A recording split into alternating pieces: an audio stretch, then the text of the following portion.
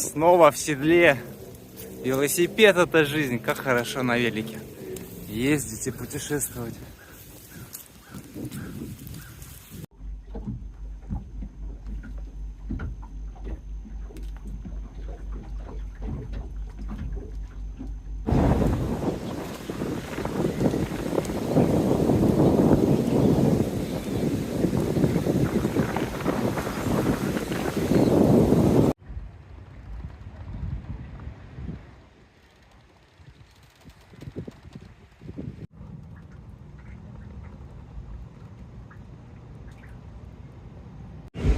Ой, выехал покататься. Такая красота на пляже. Луна, половинка, даже больше, на процентов 60. Ой, что-то мне мысли такие навеяли. Вчера фильм посмотрел, документальный про войну. Ну, очередной документальный фильм про войну, снятый от первого лица. Там 2000 метров, по-моему, называется. Украинский фильм. Вот. Ну, про что? Про войну, про смерть. Больше ни на что. Война, что это? Смерть, да и все. Больше там ничего нету конструктивного и позитивного. Просто я вот думаю вот про себя. Вот ни один конфликт, ни одна война не стоит того, чтобы я положил свою жизнь за что-то вообще. За государство, за страну, там... За что можно положить жизнь, это только когда, тебе угрожает непосредственная опасность. Только так. А когда конфликтуют две стороны, два государства, то в первую очередь, любой конфликт должны разрешать, дипломаты и политики. Если политики не могут разрулить какой-то конфликт, то почему я должен идти с автоматом разруливать этот конфликт? То есть и тратить свою жизнь, вложить свою жизнь из-за того, что какие-то долбоебы там не смогли договориться. Ведь вот чаще всего вот вероломно напали там в 4 утра. Это же в основном это миф все. Пропагандистский миф с любой стороны. Как и фашисты там напали, немецкие там в 41-м в 4 утра. К этому все есть предпосылки. В политических верхах, там, в командующем составе все прекрасно знали, во сколько, когда будет нападение, откуда. Также и с Украиной. Это я нисколько не оправдываю Россию абсолютно. И всех тех людей, которые, если их можно назвать людьми, которые там с автоматом нападают на чужую страну, когда та страна даже не думала на вас нападать. Я нисколько не оправдываю, я просто довожу доводы вообще, за что стоит воевать. Тогда, когда Россия вероломно напала, и когда украинский народ сплотился и вот в первые месяцы дал отпор, это, конечно, дорогого стоит, тогда это реально подвиг, я считаю. Это не подвиг руководства государства украинского, это подвиг народа. Государство украинское, как понятно, оно такое же коррумпированное, как и российское, то есть ничего хорошего там нет абсолютно. Наши страны, к сожалению, вот так болеют такой болезнью. Все там коррумпировано. И еще коррупция во время войны, то есть зарабатывают деньги на крови солдат, это ужас просто. И вот смотришь на это все, как вот погибают там солдаты, просто кладут жизнь, там свои молодые жизни, оставляют там детей, жен, родителей, там случайной шальной пулей, ради чего? Вот это командование, оно гонит их там на контрнаступление какое-нибудь, чтобы захватить какую-нибудь деревню уже разрушенную, просто в пыль, в хлам, чтобы там повесить флаг, кладется столько жизней, там полотряда кладут, чтобы сделать фотку и чтобы сделать отчет, что смотрите, мы там вот удачное контрнаступление сделали, чтобы эти там верха потом говорили народу обычному, что смотрите, вот у нас там контрнаступление делается. Но никогда не говорится, сколько там людей погибло, естественно. Никто никогда не афиширует потери.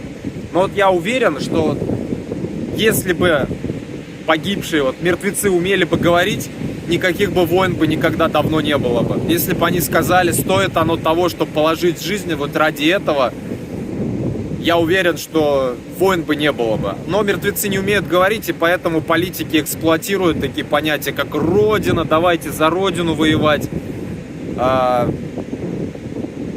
И поэтому люди... Народ глупый, вообще любой народ можно раскрутить на войну, абсолютно.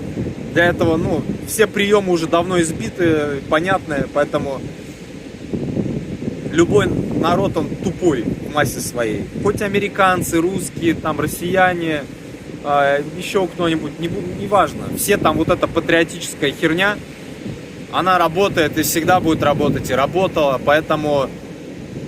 Ну, на меня это не действует. Я не чувствую себя частью какого-то народа. Там, даже вот если сейчас, там, я не знаю, условно, там, Татарстан нападет на Чувашию, я не пойду защищать, там, Чувашию, там, с оружием в руках. Ну, что защищать? Есть понятие территория, ну, земля. Земля, неважно, кому она будет относиться, там, Чувашия, Татарстан. Она многое стерпит, земля. Кого мне защищать? Задницы политиков тех, которые там сидят. А так получается, что ты идешь защищать только их задницы, и все, больше ничего. Почему тогда, ну, надо вопрос условно, почему там Татарстан напал на Чувашию? Давайте проследим год за годом, что к этому способствовало. Почему так получилось, что Татарстан напал на Чувашию? Это я условный пример делаю. Не дай бог, что такое случится. Но просто вот я так к примеру. Почему там... Это же политики. Я этих политиков не выбирал. Почему там какие-то мрази, они там зарабатывают деньги, коррупционируют, так скажем, а я потом должен идти там разруливать это с оружием в руках, класть свою жизнь. Да пошли... Фу, нахрен, блин. Ну, еще я такой человек, что... Я не готов, ну, вообще ни за какой народ, ни за какую территорию проливать свою кровь. Я такой, ну, анархист, так скажем. Никакой власти не хочу подчиняться вообще. Я начальников терпеть не могу. Такой вот я человек. Это моя и радость, и мое горе в то же время, потому что тяжело такому человеку, как мне, жить на этом свете. И вот поэтому очередной раз я убеждаюсь, смотря вот эти документалки, как люди, вот стоит человек, да, разговаривает, что-то мечтает о чем-то, и радуется, и горюет, а потом бабах, идет и упал. Какую-то шальную пулю словил, и все. И ради чего, блин? Россиян я вообще не понимаю, которые за бабки идут, вот чисто идут за бабки, блядь, воевать. Есть, конечно, какие-то там с идеологией, которым вдолбили, патриоты, так скажем. Большинство же за бабки идет, но это вообще я абсолютно не понимаю, чтобы за бабки идти своей жизнью рисковать и ложить ее. Ну это просто пиздец, извините меня, как бы я этого никогда не пойму. Даже просто идеологически настроенных людей, готовые защищать свою родину, я их, ну, естественно, гораздо больше понимаю, чем наемников. Ах, темнеет на глазах. Красота. Ну, вы не подумайте, я не поменял точку зрения по счету этой войны. Как бы Россия, россияне — это агрессор. И мне очень жалко украинский народ. Вот, не повезло им и с руководством. Ну, как обычно, вот эта вся мразота ими управляет. Украинский народ очень жалко. Жалко очень Украину. Люблю эту страну, конечно, больно на все это смотреть, что происходит. Что так народ развели вообще. И сейчас вот это вскрывается, там вот эти все коррупционные скандалы в Украине, что Зеленский, я думаю, что вот вообще это вот руководство Украины, это ФСБшный проект, мне кажется, вообще, возможно, так даже будет. Потом все это узнается, что Зеленский это работал на Путина, и это просто проект. Просто не ожидали, что украинский народ встанет, думали, наверное, легко переворот, ну, рассчитывали, что переворот будет легкий, захват власти. Вот, но не ожидали, что украинский народ так встанет на защиту как своей родины. Поэтому я также сочувствую, сопереживаю с украинцами. Так, и что у меня нового? У меня с Амазона пришел нож Cold Steel Range Boss. Я его взял на замену Раджи. Раджу я буду сдавать. Вот. Ну, мне ножей зачем? Мне один нож нужен. Один и универсальный. Что могу сказать? Вот с Раджой я уже практически месяц прожил. Нож классный, конечно. Я в него, ну, как сказать? Ну, не сказать, что прям влюбился, но он классный. Он очень круто сидит в руке. Вполне харизматичный. Классный дизайн у него. Как вот кукри вот этого национального индийского оружия. Ну, потому он и Раджа называется. То есть индийские мотивы такие. Выглядит классно, базара нет. За свои деньги, со скидкой, я говорю, взял его за $47. Хотя изначально его цена 109, то есть у него большие скидки. Но этот нож не пользуется популярностью, видимо, поэтому большие скидки. Если бы он пользовался популярностью, таких скидок бы не было. Но нож качественно исполнен. Тут дело вкуса. Кому-то вот такой клинок не нравится, потому что там есть проблема с заточкой. И совсем, ну, заточкой, ну и просто как-то нестандартно. Хотя со всеми своими функциями он классно справляется. Особенно мне нравится ручка. Как бы тактильно нож очень классный. Ручка шикарная. Ну, ты чувствуешь его как холодное оружие. Как будто ты пистолет, вот рукоять пистолета, вот ощущение. То есть им и порезать что-то можно. Длина клинка, я вот не помню сколько там. 3,5, 3,5 дюймов. Вот. А вот Range Boss 4. Это все-таки такой классический дизайн у него. То есть как вот какие-то охотничьих старых ножей. То есть классический. И, ну, и длина клинка у него, по-моему, 4. То есть побольше. Побольше. Тактильно, конечно, он проигрывает. Не такой приятный, классный на ощупь, как Раджа. Но его преимущество — это вес. Вес его 100 грамм. У Раджи 150, по-моему. То есть на целую треть он легче. Вот видно, пластиковая рукоятка, она совсем тоненькая. Вот прогибается здесь. Прогибается рукоять.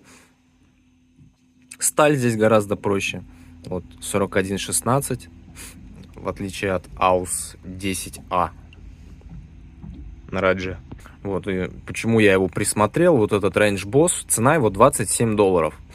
То есть он еще дешевле, но это без скидок, то есть цена изначально его дешевая, потому что вот материалы здесь дешевые. Но что мне нравится, это то, что у него вот этот замок, триадлок, колстиловский, очень надежный, это считается на рынке самый надежный замок. Очень классный. Ну, за его надежность прям можно не переживать, что он у тебя сложится там при каких-то работах сложных. Вот. Что мне еще нравится? Ну, это колстиловское качество, конечно. Почему тут я его взял? Один из самых дешевых ножей от Cold Steel. И он все равно будет качественный. Это, как бы, это ощущается. Вот. И нож я для чего беру? Чтобы он мне не лежал на полке, а чтобы он всегда был с собой. Я и Раджу все время с собой таскал. И, конечно, для этого вес. Вес важен и толщина. Вот если посмотреть, то по толщине, ну, это в 2 раза уже, нежели Раджа. Прям, ну, да, вполне там как в 2 раза. И это очень классно. То есть он и в кармане будет отлично сидеть. Но у меня он на сумке вот здесь вот висит снаружи, то есть в кармане я не ношу, мне как-то неудобно. Здесь вешаю, он мне висит. Поэтому вот вес и эргономика для меня, конечно, важная. Да, конечно, этот нож по материалам и по харизме проигрывает Раджа. Ну, что поделать. Раджа классный. Но этот все-таки более универсальный. И режущая кромка у него длиннее. То есть в быту он более удобный, нежели этот. А этот вот как холодное оружие, конечно, его классно. Он впечатляет как-то. Вот. Его дизайн очень интересный. Если там перед кем-то выпендриваться. Но такой задачи нету, как бы, да. Повладел, ну, классно. Поэтому вот мой новый нож. Cold Steel Range Boss. За такую цену, ну, мне кажется, это хороший нож будет.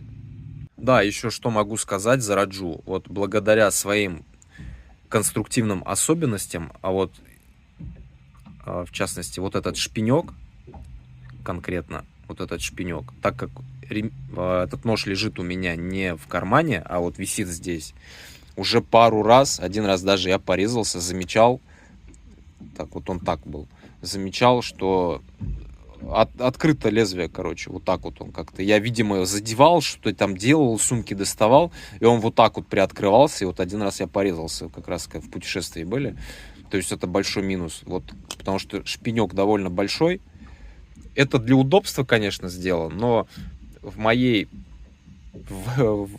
как бы в моем паттерне его носки, эта штука, конечно, им играет как минус тоже. Хотя он удобный, и шпинек такой, доставать очень удобно. Но пару раз он был открыт. То есть я как-то его задевал рукой, там рукавом, и он, видимо, приоткрывался. Здесь на Range Boss я не думаю, что он будет так открываться, потому что сам шпинек, он поменьше. Ну, то есть вот, видно. Он не выпячивает так сильно. Единственный минус здесь, я вот вижу, что одной рукой его собирать очень тяжело, потому что лезвие по руке ударит. У Раджи такой проблемы нету. У Раджи можно одной рукой собирать вот здесь. И вот здесь вот не заточка, не заточенное место. То есть здесь большая платформа, по пальцу не долбит. То есть я могу вот... Ой. Ну, сейчас вот он попадает и лезвием не задевает. А здесь, конечно, лучше двумя руками. Ну, а что вы хотели? Вот у меня такой разноплановый контент и про ножи, и про машины, там, и про путешествия. Про мою жизнь смотрите, это же есть влог, там, у меня нету какой-то тематики. Все, что интересно, то и снимаю, в принципе. И то я многое не снимаю так. Самому не интересно что-то. Вот про ножи интересно. Но я не нажиман нисколько. Просто я хочу найти хороший вариант, который, так скажем, на всю жизнь мне хватит. Там что-то порезать в хозяйстве, короче. Нажиманы — это те, у кого там коллекции ножей какие-то там покупают, складируют. Как бы я такого не понимаю. Мне это не интересно. Просто хочется один хороший нож. Фу, сейчас Марина заполняется людьми. Вот этот вот пролет. Он на ремонте был, сейчас снова заселяют людьми, и вот вечером, то есть сейчас вот ветра нету совсем, и такой самрад стоит. То есть люди, вот блин, время даже 8, они уже свои эти грязные танки сливают, ну говно, короче. Такой смрад стоит, капздец. У меня так не пахнет, я добавляю специальную штуку, не химию, бактерий. У меня там они все перерабатывают, я проверял, как бы я сливаю, но такого запаха нет, такой легкий канализационный запах. А вот сейчас вот я прям такой смрад чувствую, вообще ужас, необработанный, ну прям говно как будто прям пахнет, прям ужас, короче.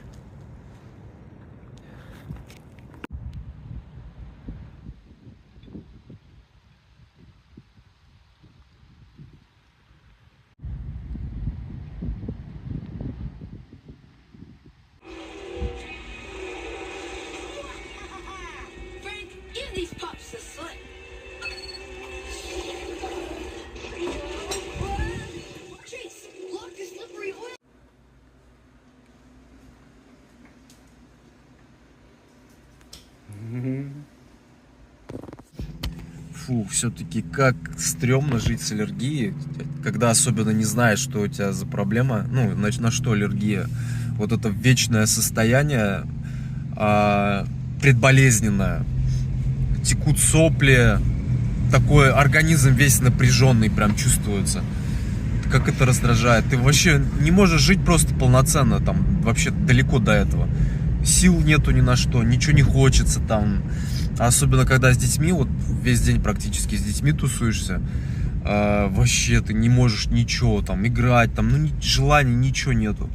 Поэтому, блин, аллергия — это хреново. Я не знаю на что, видимо, на какие-то деревья, я не знаю, что-то цветет. Я просто еще заметил, когда ветер с океана идет, полегче становится. Когда ветер вот с материка, видимо, там вот через лес как раз надувает, и становится хреново. Это именно во Флориде здесь. Это ужас, я задолбался так. И там противоаллергические таблетки вот эти, да, там антигистаминные, по-моему, как они называются там. Они ни хрена не помогают. Ну, может быть, они симптомы уберут, и ты такой вялый какой-то, все равно вялый такой, вялое состояние остается, поэтому это хреново. Никогда не думал, что у меня такая проблема такие будут. Но это на югах только вот здесь. Как бы на север туда еду, там нормально все. Здесь вот только так. Ну, то есть мне здесь жизни нету, это определенно. Даже организм говорит весь: давай, братан, отсюда сваливай. Не могу я больше так. Так надоело вообще. Как? Я меч.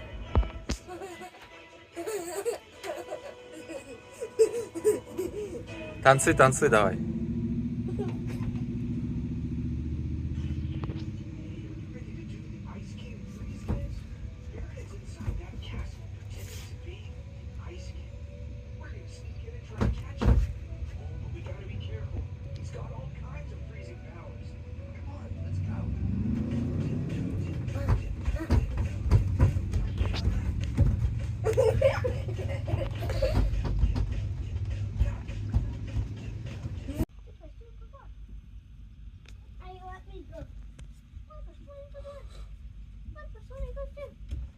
Oh yeah, let's do that dinosaur.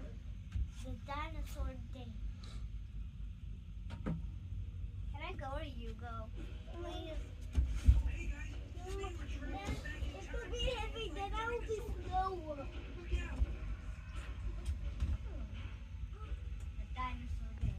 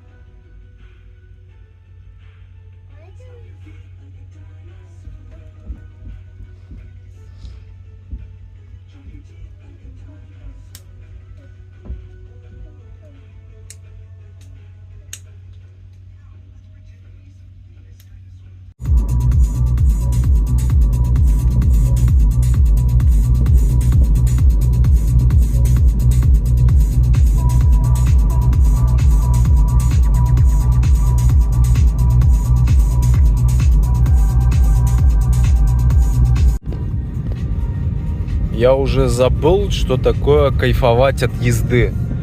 Сейчас я что-то приболел, мне не спится уже 2 часа ночи. Я просто решил покататься по городу. Не по делам, не таксовать.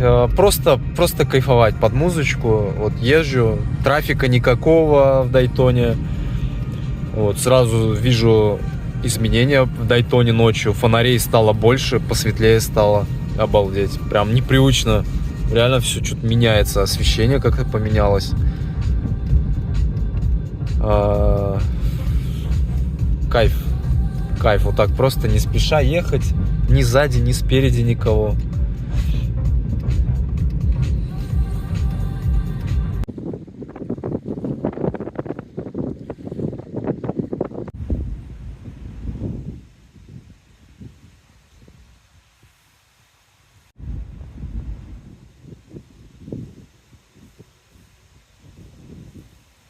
Мы тебе будем покушать приносить.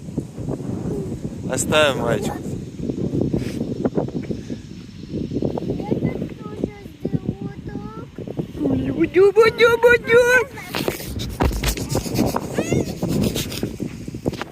Так, а мне тут ножик пришел.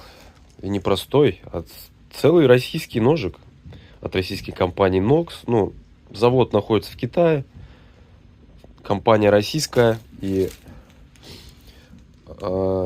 дизайнер тоже российский. Вот. Нож Nox. Модель Jaguar. Вот здесь есть описание, все дела. Вот видно, завод написано китайский. Сталь G10. Срок службы 10 лет. Нож января 23 года. Купил я его за $30. Была скидка 50%. Так изначально $60 его цена. Оп. Вот такой вот Jaguar.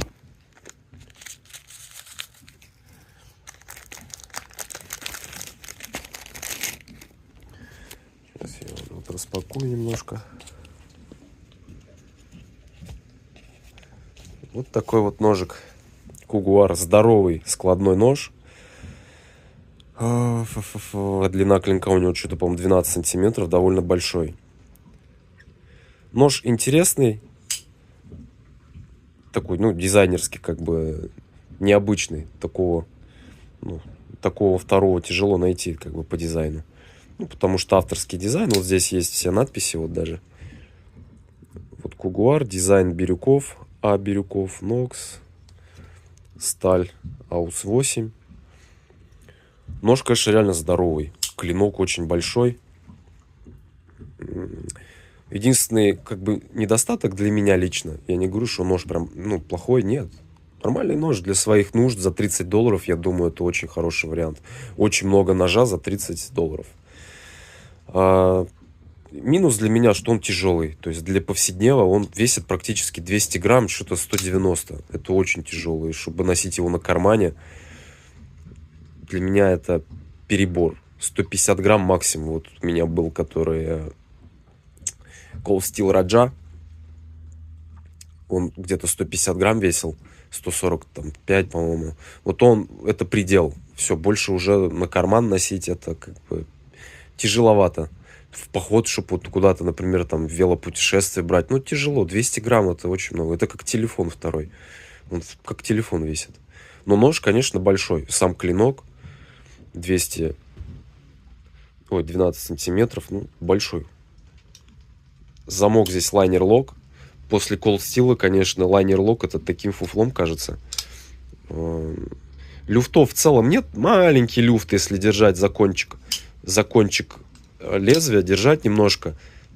Вот и держать само основание. Сейчас я не могу.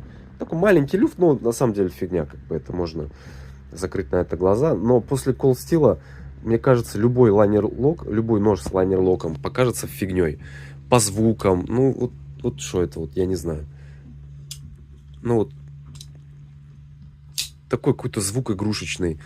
И это не претензия, наверное, к самому ножу. Я думаю, просто все ножи с лайнер-локами вот такие вот. Вот сравнить вот Range Boss у меня. Даже, ну, такой 95-граммовый ножик. Ну, относительно легкий, маленький. И у него вот какой звук, послушайте. Сейчас. Вот, какой глухой такой. Добротный звук, ты его достаешь, ты понимаешь, что этот Cold Steel, он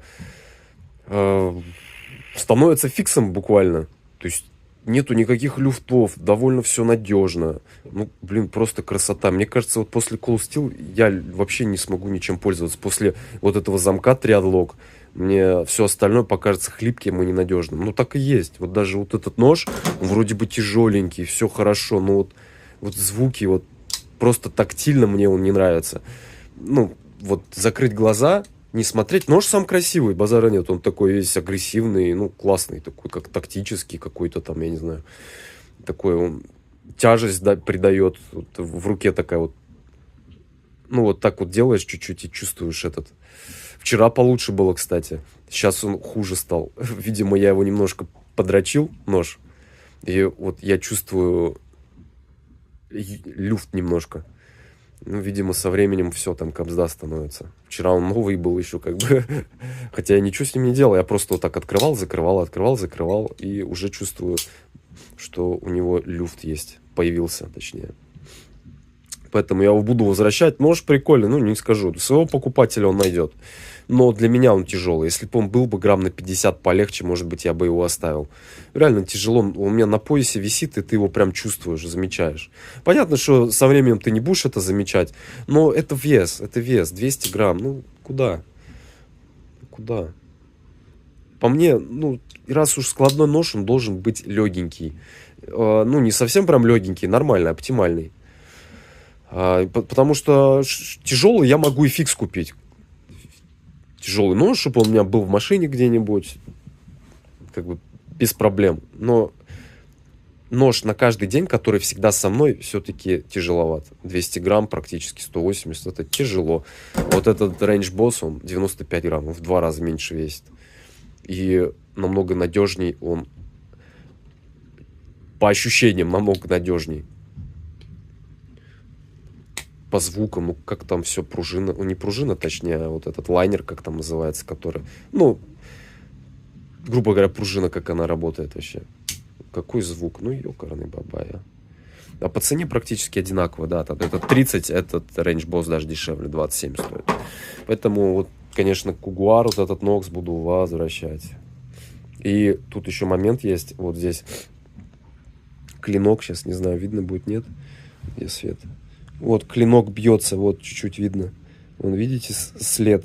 Клинок врезается в этот обух. Вот, он там сидит. Не знаю, короче, вот прям чувствую его, двигаю. Он прям врезается туда. Он чуть-чуть подтуплен даже там на клинке.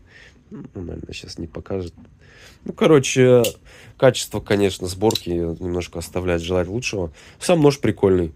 За такие деньги, да. Но после Cold Steel, конечно, ну, такое, чувствуешь такую немножко плюшевость какую-то.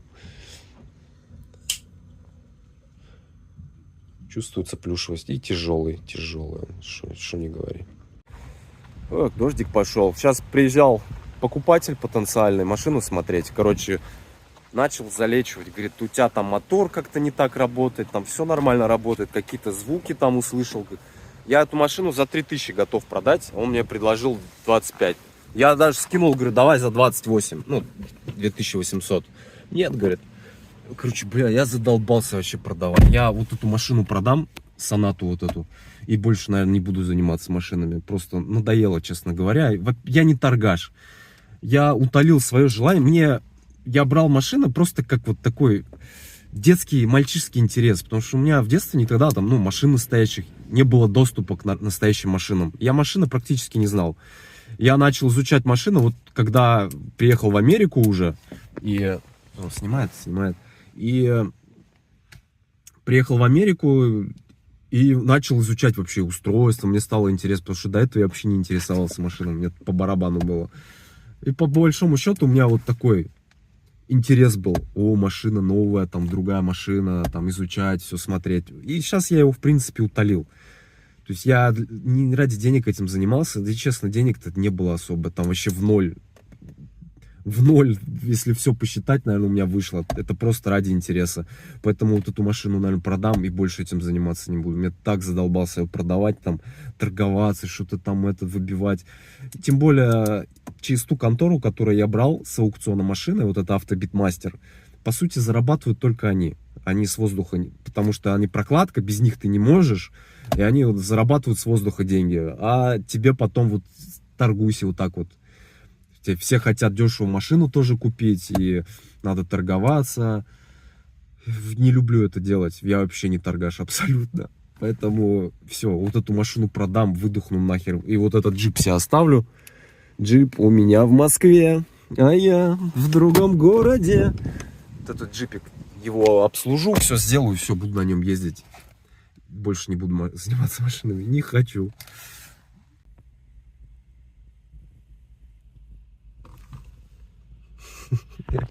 Не догнал.